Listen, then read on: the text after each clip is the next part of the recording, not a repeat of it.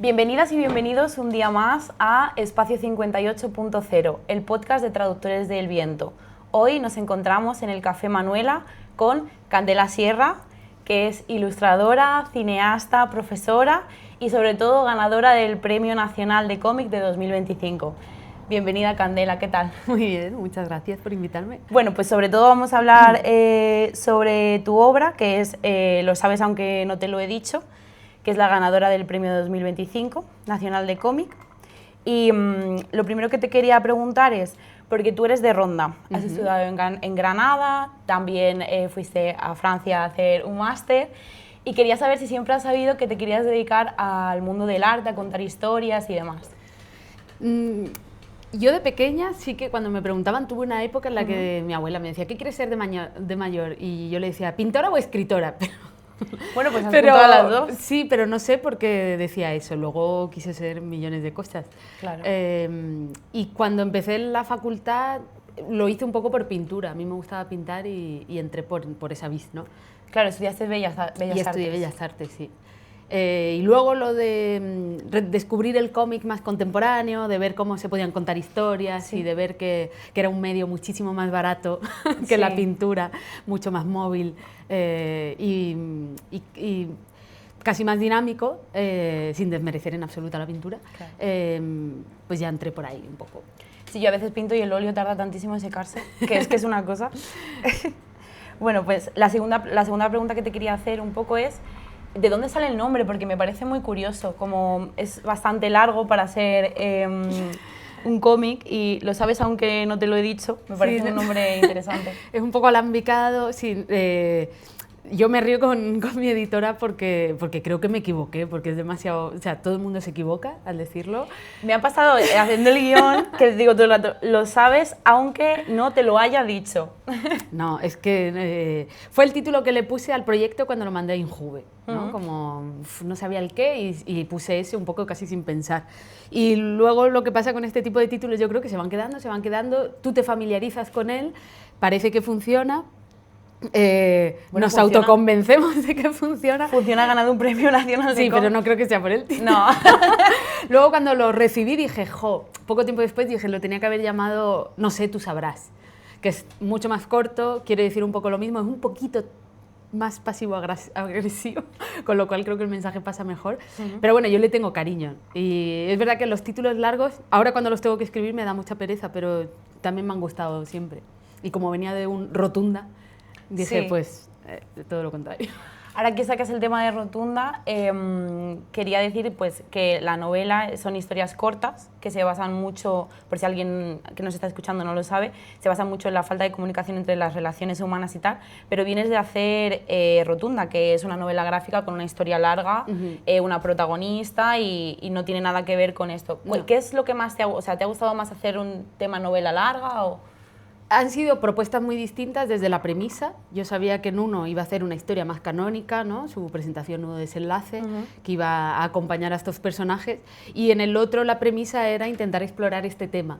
Entonces no tenía ese apego, ¿no? A los personajes y iba a jugar con ellos, casi como usar y jugar, o sea, ¿cómo se dice? Usar y tirar. Usar y tirar.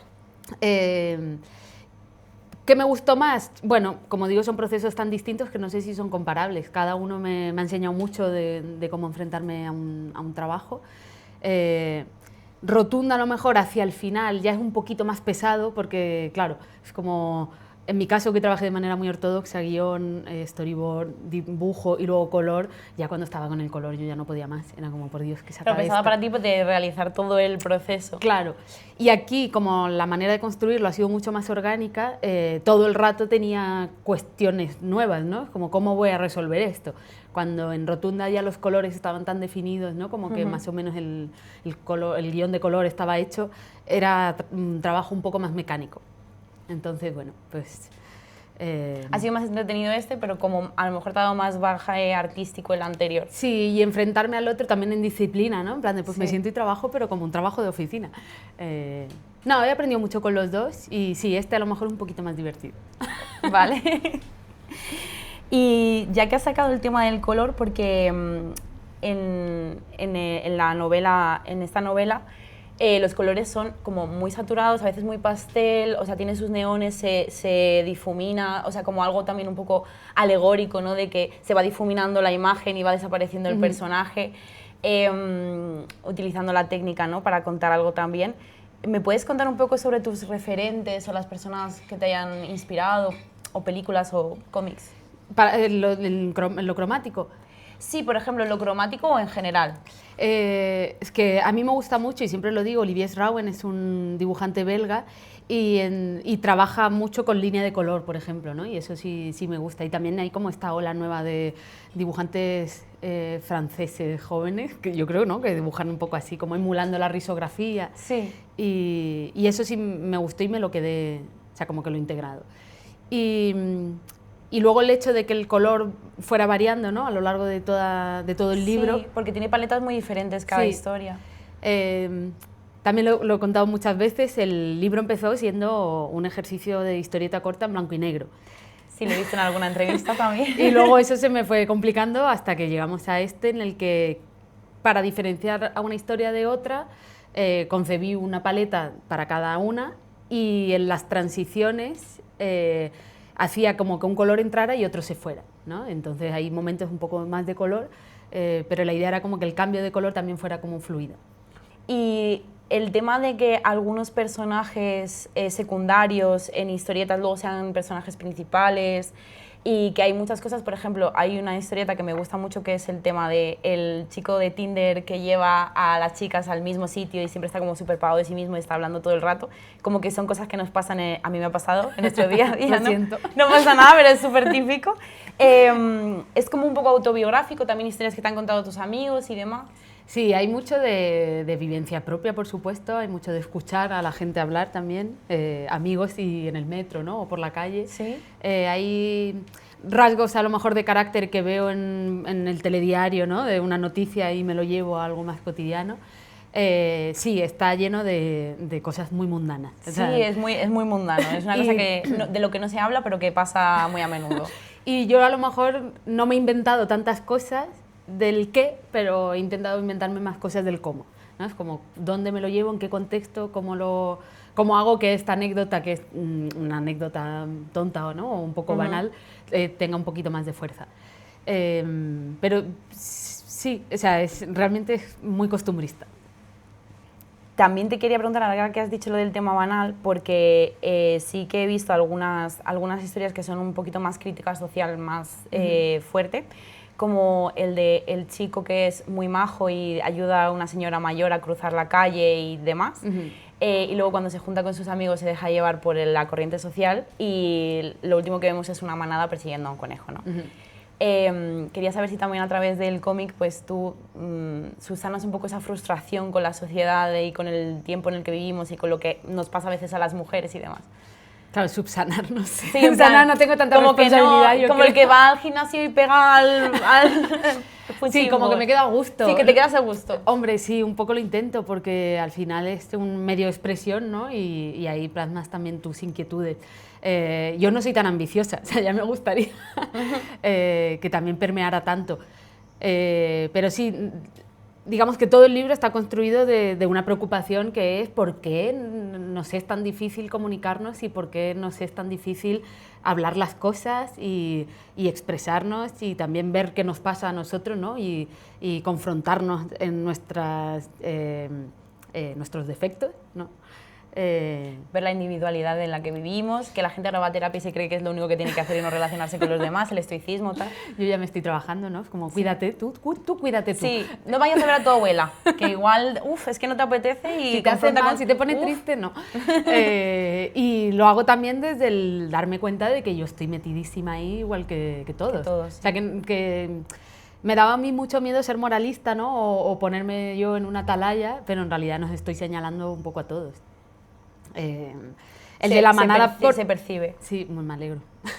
El de la manada no iba a ser una manada realmente. El germen de la idea viene de una canción de Brassens que dice algo así como cuando somos más de 4 nos convertimos en una banda de idiotas. Sí. Y tenía yo esa frase porque aparte me la había señalado también un amigo con quien yo escuchaba mucho a Brassens y era como, es verdad que el efecto grupo tiene cosas muy bonitas, como cuando vas a una manifestación y en la última, ¿no? De la vivienda ahí, claro. mueves las llaves y de pronto te sientes, ¿no? Como siendo parte de algo, pero tiene otra que puede también derivar parte en esta. de algo, pero es malo. Claro, de hecho el primero eran hooligans en el primer boceto que hice. Vale. Y luego dije, no, tiene que ser más fuerte. Y luego pensando también en las transiciones y en qué posición iba a ocupar dentro del libro esa historieta, porque no están hechas de manera cronológica. Digo, es que lo tengo, si puedo, voy a hablar de esto. Claro, muy bien. No sé, yo lo vi así como una perspectiva de género. Claro, sí, sí. Y porque nadie está libre, ¿no?, de ser malo en un momento dado. No, entonces este chico en lo individual eso, claro, es bueno, pero nosotros, ni yo me considero buena y no sé qué va a pasar. Es que la maldad pura es muy rara. Eso es. Bueno, hay una pregunta que te hacen en todas las entrevistas, que es el famoso helado de mierda, que es una historia muy chula, pero me gustaría saber cuál es tu historieta favorita. No lo sé, o sea, siempre voy cambiando. Ahora he estado hojeando el libro y creo que hay una a la que le tengo cariño también porque cambia mucho el tono, no es tan divertida, y es la de la pareja que está en la playa. Y es un juego, realmente yo no sé mucho dibujo técnico, o sea, yo lo estudié en la carrera, de hecho saqué muy buena nota sorprendentemente, pero sin entender la cónica, por hacer los ejercicios. Y habla o sea, a mí me parecía curioso que el punto de horizonte, ¿no?, la línea de horizonte, la ubicamos en el horizonte del mar, ¿no? Y es igual para una persona alta que para una persona más bajita, ¿no? Sí. Y siempre está a la altura de los ojos, pero no es la misma. Ya. Pero es la misma. Pero es la misma para todo el mundo. Ese fenómeno me interesaba y me gustaba y quería hacer algo con eso. Y luego también por la idea de integrar el lenguaje del dibujo técnico, ¿no?, como poner la línea de tierra, ¿no?, la línea de horizonte, sí, el punto de vista, superponerlo a un dibujo que es mucho más figurativo. Y a esa le tengo cariño, yo creo, por el hallazgo, porque también es de las primeras y porque tiene un tono como mucho más bajito, ¿no? Como más... no sé si sutil, no sé si se entiende o si todo el mundo la entiende. No sé si, de hecho, si mi esquema de dibujo técnico está bien hecho. Seguramente sí, ¿no? Porque si se No publicó... sé. Ya, pero... Se publica todo, ¿no? No sé si eso justo me lo corrigieron porque no pagué un especialista para que me corrigiera eso. Pero bueno, como que la idea esa me interesaba, ¿no? La de cómo una cosa que parece igual para los dos puede no serlo y cómo el arrastrar a una, ¿no?, hacia lo que uno piensa puede ser peligroso. Es peligroso, sí. Al hilo de lo que acabas de decir, ¿te costó mucho trabajo publicar las novelas, tanto la primera como la segunda? A lo mejor más la primera, porque el mundo del arte es muy precario y bueno, en muchas entrevistas también te han preguntado sobre el mundo del cómic y tal, pues si te costó... Yo me considero una afortunada, muchas cosas de la vida, pero en esta también, especialmente. Aunque yo Rotunda es el primer libro que se publica. En el GERM, o sea, casi empiezan a la vez, ¿no? Como que yo los planteo casi en los mismos 6 meses, ¿no? Dentro de ese periodo. Y me comprometo con Rotunda a no publicar, o sea, a no intentar publicarlo si no es con una dotación económica. Es decir, un libro que habla de precariedad no quiero dibujarlo pagándolo súper precariamente. Sí, claro. Entonces, ese dossier que yo preparé, primero lo preparé para un concurso, no gané, luego lo fui moviendo y estuvo 2 años hasta que ganó un concurso con dotación económica para el desarrollo, que fue el de Valencia de novela gráfica, y con ese libro, o sea, y con ese premio venía la edición. Entonces, pues yo ya sabía que cobraba el premio, dibujaba el libro y el libro se editaba. Y luego con Lo sabes aunque no te lo he dicho, también tuve muchísima suerte porque me dieron la ayuda Injuve y en el camino conocí a mi editora, a Eloise Guerrier, que le comenté de qué iba el libro, o sea, cuando la conocí en persona, le comenté de qué iba y me dijo, ay, pero mándamelo. Y yo, no, pero es muy poco comercial. No. Nada que ver. No hace falta, o sea, no hace falta que ni siquiera que te molestes en leerlo. Y dice, no, pero mándamelo. Claro. Porque ella conocía el dossier de Rotunda. Y le digo, es que no tiene nada que ver, si te gustó Rotunda, a lo mejor este no te interesa. Y gracias que me insistió, se lo mandé y luego pues fue también bastante fácil. Y luego me dio muchas prórrogas para poder hacerlo a gusto. Pues eso está muy bien, la verdad. Sí. Pues sí, muy afortunada. Sí, le debo. A Eloy le debo, vamos. ¿Le quieres dar algún consejo a personas que se quieran dedicar al cómic? También por la pregunta que te acabo de decir, o al tema pues de la novela gráfica y demás. Yo diría o sea, primero que lo hagas, ¿no? Que no dejes de hacerlo. Y luego que busques tu motor. Porque yo tenía ganas de hacer cómic, pero no tenía el motor. Por ejemplo, yo no he hecho ferias de fanzines, no he integrado ningún colectivo, también por circunstancias casi geográficas, ¿no? Porque me he mudado mucho en mi primera juventud. Entonces creo que si tienes un entorno que es muy afín y que os motiváis juntos, mola un montón. Y luego en las ferias suceden cosas, ¿no? No dejas de producir, te motivas, ves lo que hace el otro, y vas construyendo a partir de ahí, y luego es cuestión de tiempo, yo creo, que eso fructifique en algo como más ambicioso, vamos a decir. Y que si se queda en eso ya está genial. Claro. Y aparte en España cada vez hay más ferias, cada vez son de más nivel, ¿no? Como que Sí, busqué y ha subido un 38%, o sea, una barbaridad la compra de lo que es novela gráfica. El 45% de la población de generación Z lee novela gráfica, que es como una cosa muy... ¿Pero y no será solo manga? O sea, me pregunto. No. O sea, como que englobaba todo. Pues fíjate que yo, que me gusta mucho el anime, no suelo consumir manga, no sé si es porque se lee al revés o... pero novela gráfica sí, que por cierto se murió hace poco... ya, Marjane Satrapi. Sí, me puso súper triste. Sí, y a toda una generación, sí, yo creo. Sí, es normal. Sí. Y bueno, y luego lo que voy a decir es que el motor que yo encontré fue pues mirar concursos, ¿no? Como encontrar fechas de entrega. Claro, eso también te lo iba a preguntar por el tema de que a lo mejor sí que tú tienes ese ímpetu, ese motor, pero como no sabes concretarlo y si vives una situación precaria no sabes cómo lo vas a poder publicar. Eso es, yo era muy buena estudiante y cuando ya terminé y vi que no tenía estructura, me vi un poco ¿no? ante el abismo. Sí, y la manera de encontrarme... Pero hay gente que no, que es la que te digo, esta que es mucho más independiente, mucho más vivaracha, o sea, les envidio un montón. Pero yo la manera que encontré fue buscarme una estructura ajena. O sea, como un motor que no dependiera de mí. Bueno, eso está muy bien. Bueno, es como ver tu carencia e intentar suplirla, ¿no? De alguna manera. Y me gustaría saber en qué estás trabajando ahora y si por el tema de haber ganado el premio el año pasado, pues te sientes un poco presionada ahora porque tienes más lectores o porque tienes que cumplir unos estándares. A ver, yo también es bonito, creo, porque nunca he esperado nada. Entonces, tengo expectativas bajitas. Entonces, todo lo que he ido haciendo me ha ido sumando siempre. Y cada vez que me han dicho que no en un concurso, ¿no?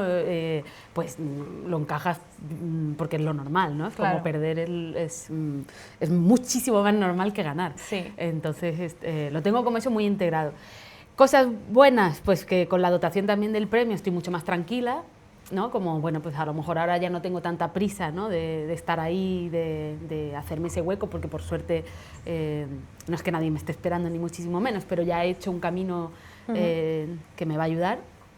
Entonces, en ese lado estoy más tranquila y luego tengo esa presión, claro, porque yo cuando hice este libro pensé, bueno, una tirada pequeñita, más o menos, o sea, no lo va a leer tantísima gente, ¿no? Fíjate.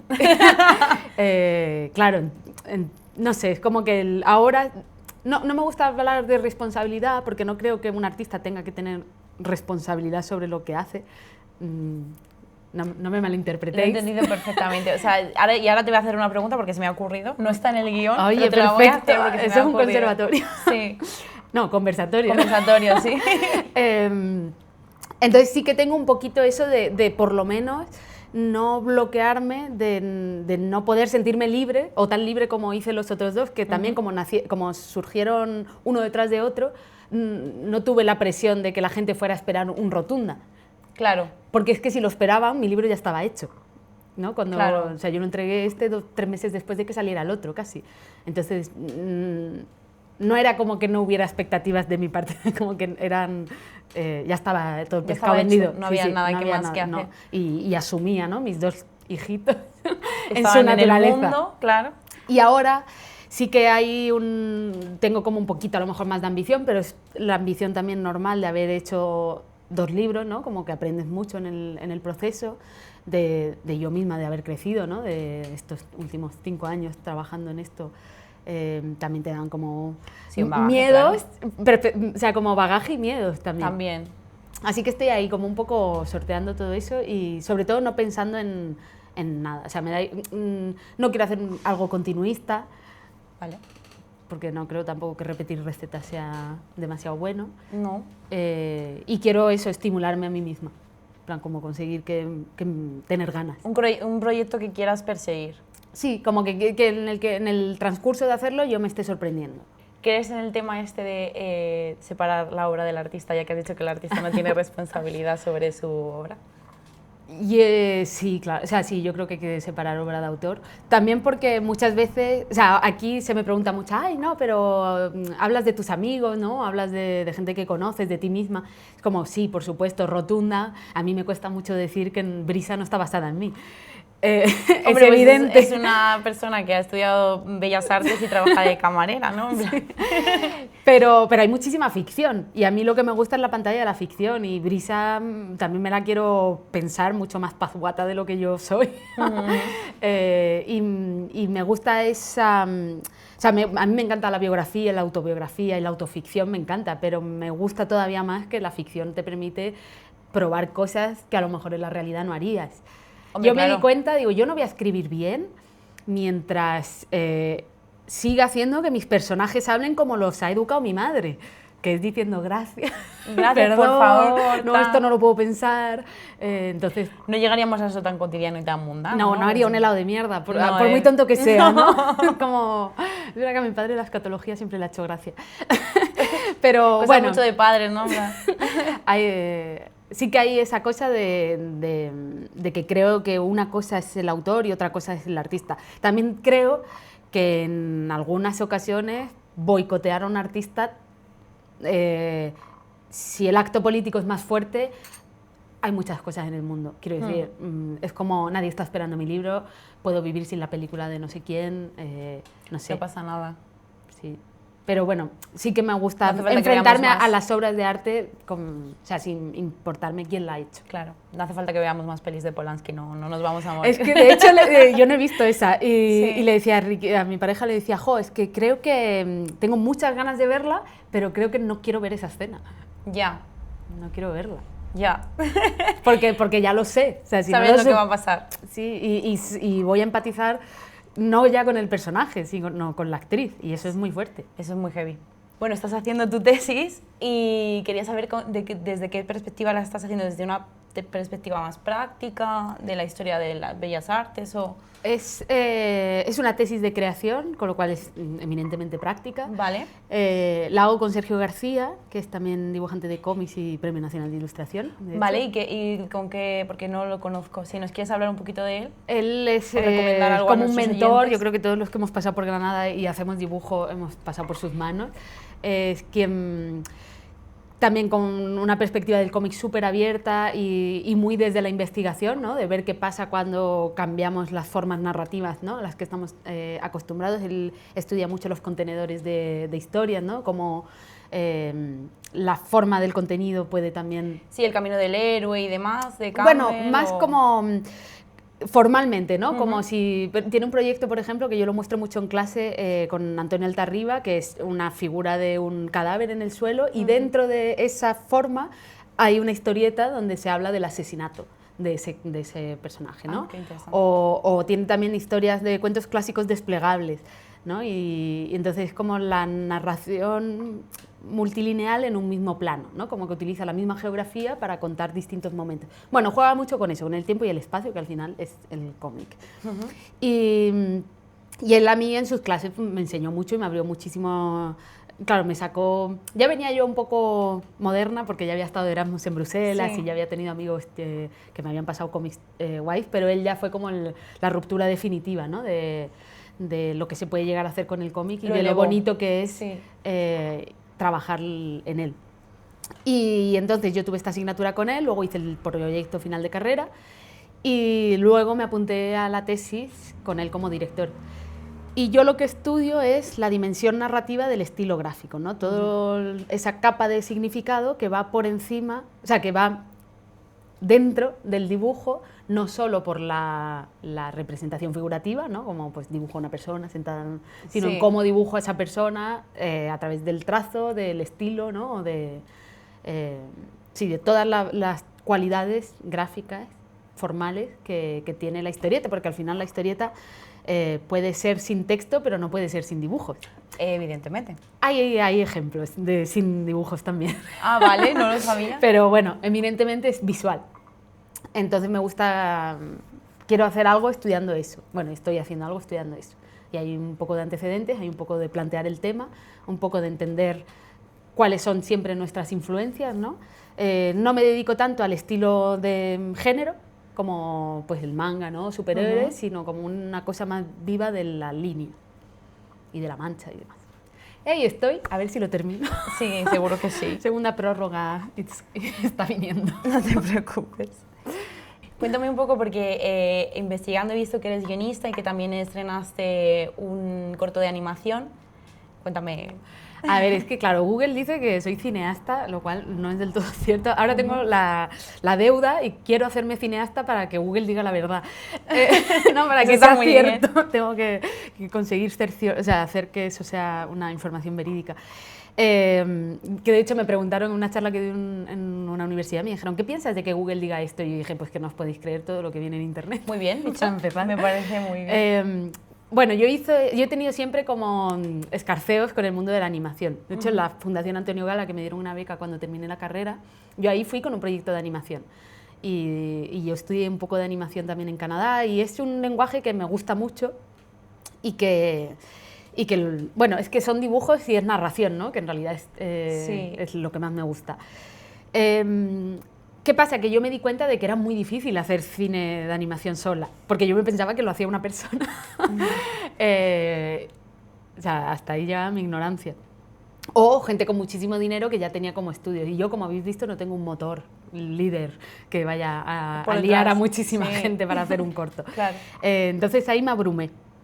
Pero siempre ha estado, ¿no?, como muy cercano. Y de hecho, cuando llegué a Madrid, dije, quiero hacer algo de animación, pero voy a intentar reducir los recursos, ¿no? En vez de dibujar, como yo venía de una experiencia de haber dibujado frame a frame muchísimo, de haberme muerto habiendo hecho 2 segundos de animación y de no contar nada, porque aparte la presión de no sé si lo que quiero contar merece la pena para tanto trabajo, ¿no? Porque también es una deuda. Hay que poner una balanza, evidentemente. Eso es. Y es un compromiso, ¿no?, a muy largo plazo. Si un cómic ya es difícil de hacer, una animación sola es... sí, pues sí. Entonces dije, voy a hacer una animación, pero la voy a hacer con 4 dibujos y la voy a mover con After Effects. Muy bien. Entonces vi que estaba en el concurso del No Todo Film Fest y me presenté con tan buena suerte de que gané. Es una anécdota muy pequeñita, son 40 segundos de animación.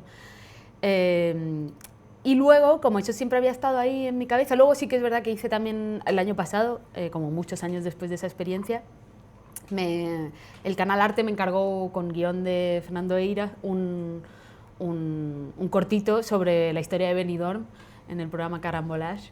Y eso también es animación, pero bueno, son dibujos que se mueven, no está dibujado dibujo a dibujo. Frame a frame, exacto. Claro.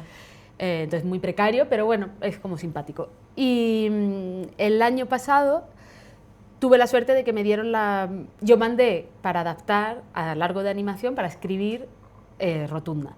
Eso es lo que te iba a preguntar ahora mismo, porque como hemos hablado de Samuel y de Cero Carcane también y demás, por si te gustaría que alguna plataforma pues comprara Rotunda o lo sabes, aunque no te lo he dicho. ¿Hacemos un llamamiento? Sí, aquí a ver si Netflix, HBO, lo que sea, no pasa nada. Claro, yo pedí esta beca que era para hacer la adaptación a largo de animación de este libro, porque sí que creo que, si bien lo sabes aunque no te lo he dicho, aunque también están ahí los derechos, creo que es más difícil de adaptar, aunque bueno, es una especie de Gente en Sitios, ¿no?, de Juan Cabestany y demás. Rotunda sí me parece que podría ser una peli de animación y que no solo podría ser, sino que molaría bastante. Esto lo veo más como una serie, en plan, también, que podrías hacer como pildoritas. Sí. Sí, Eloís me dijo eso. Pero Rotunda, digo, bueno, a lo mejor como es más redonda, puede funcionar. Y tuve muchísima suerte, me cogieron en esta beca que mi padre me dijo, pero otra vez te vas a meter en la animación, sabiéndose del fracaso. El anterior, hombre, pero con un equipo detrás es otra cosa. No, y aparte que yo no iba a hacerla, yo iba a escribirla. Sí, sí. Que es muy distinto. Y dije, no, pero yo aquí lo voy a escribir y ya está. Y si hay dinero, pues ya se pagará a gente que sepa realmente, porque mi problema también era como que no me faltaba mucho conocimiento.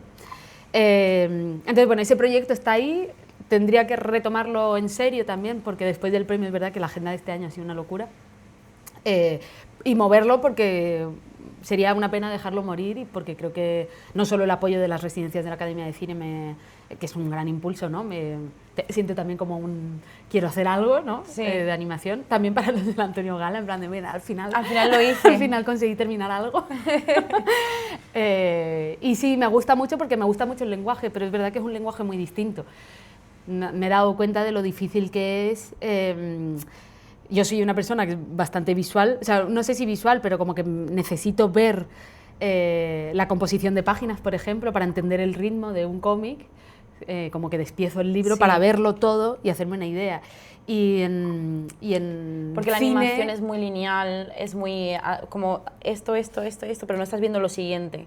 bueno, sobre todo no, es más el cálculo del tiempo. Ah, vale. No sé cuánto duran las cosas, no sé cómo calcular el ritmo.